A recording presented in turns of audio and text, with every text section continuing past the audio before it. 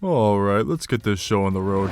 I'm not going to keep very many of you up past your bedtime, so here we go. Here's the reasons why I think A Link to the Past is the most important Zelda game. Feel free to leave a comment about what you think, or what yours is. Without further ado, let's get started. Let's start off with some of the music. The music here, such as Zelda's Lullaby, the Fairy theme, Kakariko Village, and Ganon's theme, have been in the Zelda series for a very, very, very long time, and it started here. For example, Kakariko Village in this game also shows up in Ocarina of Time, Twilight Princess, and then I think that remake thing that they did for the 3D, I forgot. But that same music from Kakariko Village was also used in those other games. And I believe that without this game, we probably wouldn't have that Kakariko Village theme in the other ones.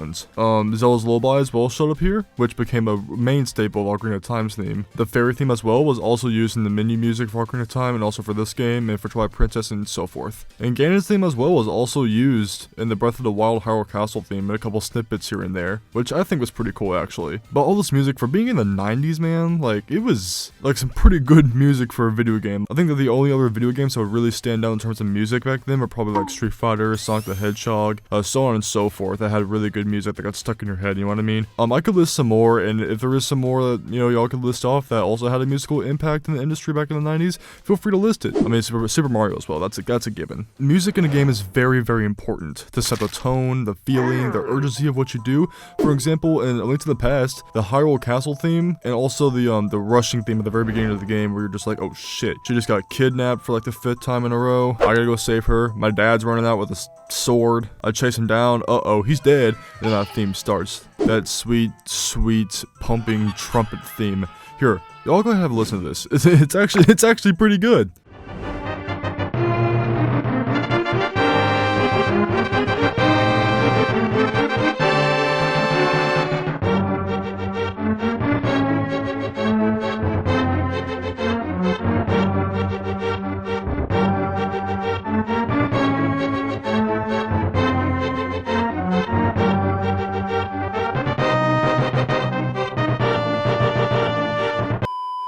Bro, you cannot tell me that dungeon theme does not slap harder than your father's belt. Like, come on now. Like, the sense of urgency, being able to feel that you have to be rushed to find Zelda as soon as possible, and some bad shit's just going down. It's like when I walk into a Target on like a Black Friday and I just see a line of people like fighting for TVs, just put the Hyrule Castle theme on the speakers. Duh, duh. Dun, dun, dun, dun, dun, dun, dun.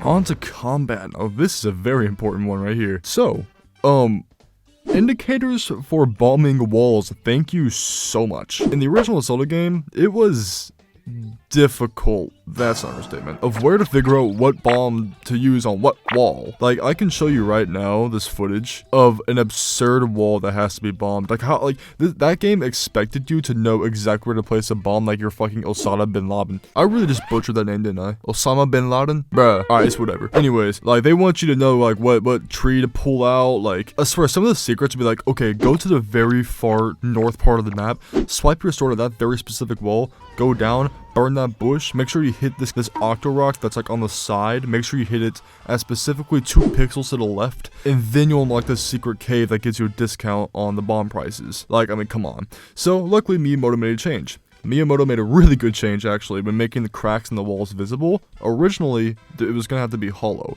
Some walls will be like hollower than others, and you have to like detect them using your ears like a fucking bat. They expect us to have echolocation, like, come on now, bro. Anyways, imagine how annoying that would be in like the water temple in Ocarina of Time. God, that'd be horrendous. But anyways, yeah, so that's really good, being able to spot secrets like that and use bombs on them. Now, the spin attack. This one has been in every Zelda game from this point forward, which is what makes A Link to the Past so important. And same with for bombing walls as well. We would not have like the indicators we would have in 3D Zelda games without it being first put into A Link to the Past, and being put in the spin attack as well, being put into this game first, because the spin attack was actually done because in development they ran into a little operable issue where like they wanted to have Link basically be able to swing his sword diagonally, but because of how inoperable it was, they were like, fuck it, let's just put a circle there and make sure it works. So yeah, they did that, which is pretty cool, and gave us a spin attack, which, you know, we used in Twilight Princess, we used in Skyward Sword, from every game going forward, you know, and it's actually a pretty useful attack. People say it's useless, I'm like, no. It actually causes me to use at least like a half of a brain cell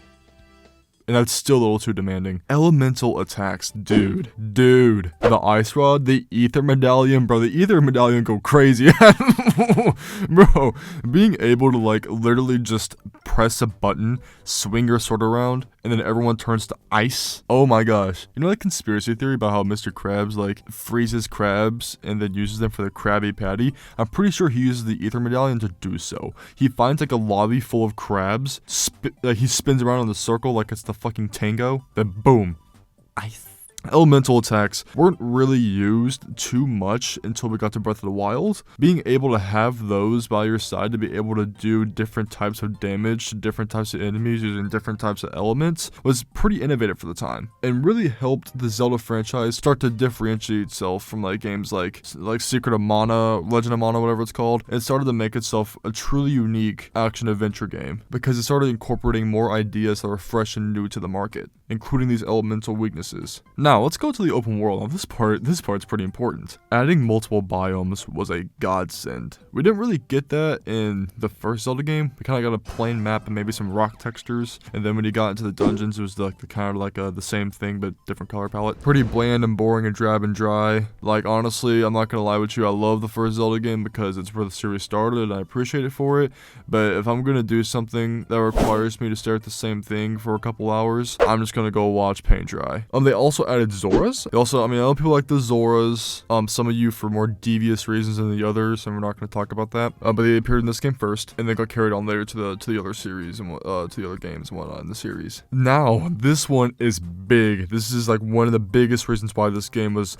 the most important Zelda game. The Master Sword, the iconic blue and gold pattern, was put into this game first. This is when the Master Sword first appeared, was in this game. And from this point forward, it would also introduce like new combat mechanics. It would introduce that, like I said, the iconic design that we would see in every Zelda game going this point forward. For example, being able to shoot a beam at your sword, that first appeared in this game. Being able to shoot a beam out like that, when you had full hearts at least. That first appeared in this game. On to some other stuff, they added the typical power-up thing where you use power-ups to be able to access different parts of the map you couldn't access before, and this is more enforced now in this game than ever. At least, before Ocarina of Time in those games and whatnot. Because now you need like the power glove, you needed the Pegasus boots, etc, you know what I mean? And by the way, bro, can we talk about how that man just books it when he has the Pegasus boots? Like, dude, he's running faster than Usain Bolt, I swear. This man could set a sprinting world record, I'm not even joking. This is also when the core dungeon design of most of the games going forward first started.